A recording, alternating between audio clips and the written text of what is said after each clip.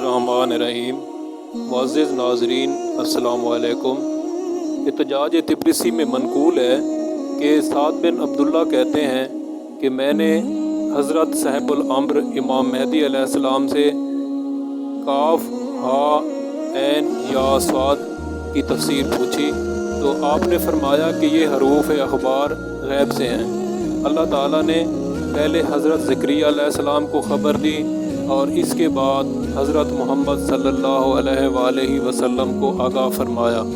इन अल्फाज का सबब नज़ूल ये है कि हज़रत ज़करिया अलैहिस्सलाम ने अल्लाह ताला से सवाल किया कि आले आबाद के नाम मुझे तालीम फरमाएँ ताकि हर गम से इन्हीं के वास्ते तेरी पनाह मांग सकूँ। तो उस वक्त हज़रत जिब्रील अलैहिस्सलाम नाजिल हुए और आले इबाद के नाम मुक़द्दसा हज़रत ज़करिया को तालीम किए।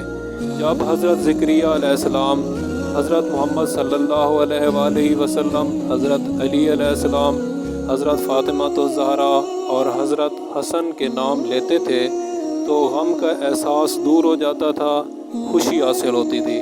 और जब इमाम हुसैन अलैहिस्सलाम का नाम लेते थे तो ऐसी रिक्कत तारी होती थी कि ज़ब्त ना कर सकते थे।